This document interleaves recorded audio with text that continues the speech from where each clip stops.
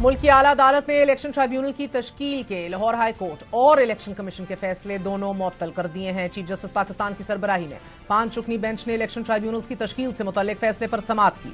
अदालत ने हुक्मनामे में कहा है कि इलेक्शन कमीशन के जारी करदा नोटिफिकेशन मुअत्तल किए जाते हैं। आइंदा समाअत तक लाहौर हाई कोर्ट का फैसला और जारी करदा नोटिफिकेशन भी मुअत्तल रहेगा। अदालती फैसले में मजीद कहा गया है कि इलेक्शन कमीशन एक आईनी इदारा है। लाहौर हाई कोर्ट के चीफ जस्टिस भी एक आईनी इदारे के सरबराह हैं। लाहौर हाई कोर्ट के चीफ जस्टिस और इलेक्शन कमीशन के दरमियान इजलास नहीं हुआ। अगर इलेक्शन कमीशन और लाहौर हाई कोर्ट के चीफ जस्टिस की मुलाकात होती तो मामला हल हो सकता था। समाअत के आगाज पर इलेक्शन कमीशन के वकील ने दलाइल देते हुए कहा कि इलेक्शन ट्राइब्यूनल्स की तश्कील इलेक्शन कमीशन का इख्तियार है। इस मौके पर पीटीआई के रहनुमाओं ने चीफ जस्टिस पाकिस्तान पर एतराज उठा दिया। वकील पीटीआई नियाजुल्लाह नियाजी का कहना था कि हम अपना एतराज रिकॉर्ड पर लाना चाहते हैं, केस को किसी और बेंच में भेजा जाए। वकील का कहना था कि मेरे मौक्कल का एतराज है कि चीफ जस्टिस बेंच में ना बैठें, ये केस किसी दूसरे बेंच को भेजा जाए। इस पर चीफ जस्टिस ने रिमार्क्स दिए कि आपका एतराज सुन लिया है, अब आप तशरीफ रखिए।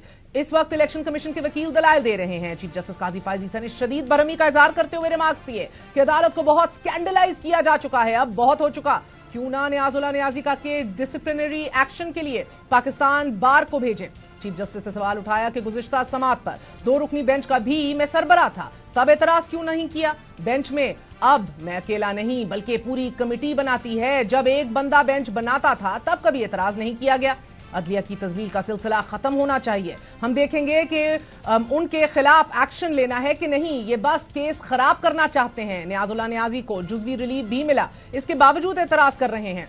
जस्टिस जमाल मंदोखेल ने भी इस नुक्ते पर अपनी राय देते हुए कहा कि हमें कमेटी ने बेंच में डाला है, क्या यहां बेइज्जती कराने बैठे हैं। हम 3 अरकान बेंच में बाद में शामिल हुए, बज़ाहिर एतराज मुझ पर है। इस पर नियाजुल्लाह नियाजी ने जवाब दिया कि हमें आप पर एतराज नहीं। नियाजुल्लाह नियाजी ने जवाब दिया कि पहली समाअत में हम फरीक नहीं थे, जो शख्स जेल में है उसका भी एतराज है। मैं अपने मौक्कल के कहने पर एतराज कर रहा हूं। इस पर चीफ जस्टिस ने कहा कि जिस शख्स का जिक्र कर रहे हैं वो जेल से वीडियो लिंक पर पेश हो चुका है और उन्होंने बेंच पर कोई एतराज नहीं किया था। चीफ जस्टिस ने रिमार्क्स दिए कि बेंच पर एतराज उठाकर हेडलाइंस बनवाना चाहते हैं। सुप्रीम कोर्ट को स्कैंडलाइज करने वाले वकील का लाइसेंस मुअत्तल करेंगे। दौरान समाअत जस्टिस अकील अब्बासी ने अहम तरीन नुक्ता उठाया कि इलेक्शन कमीशन का 15 फरवरी का खत जमा कराएं, वो बहुत जरूरी है। आपने पैनल मांगा था, इसका क्या मतलब है। अगर जजेस की फहरिस्त दरकार थी तो वेबसाइट से ले लेते। क्या चीफ जस्टिस इलेक्शन कमीशन की पसंद नापसंद का पाबंद है। क्या चीफ जस्टिस को इलेक्शन कमीशन हदायत दे सकता है। आप जजेस में से खुद मुंतखब नहीं कर सकते।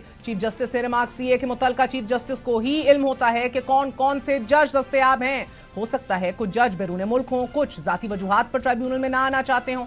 जस्टिस जमाल मंदोखेल का कहना था कि इलेक्शन कमीशन पैनल नहीं मांग सकता। क्या इस्लामाबाद और दीगर सूबों में भी पैनल मांगे गए थे। जस्टिस जमाल मंदोखेल ने रिमार्क्स दिए कि हम किसी को जुडिशल सिस्टम पर हमला नहीं करने देंगे। इलेक्शन कमीशन अगर नाम मुस्तरद करेगा तो इससे कानूनी इख्तियार भी पूछेंगे। जस्टिस अकील अब्बासी ने रिमार्क्स दिए कि बतौर chief justice Sindh high court जो नाम दिए वो कबूल कर लिए गए। पंजाब में इलेक्शन कमीशन ने क्यों मसला बनाया हुआ है। इस पर वकील इलेक्शन कमीशन ने कहा कि आपके नुकात से मुकम्मल मुत्तफिक हूं।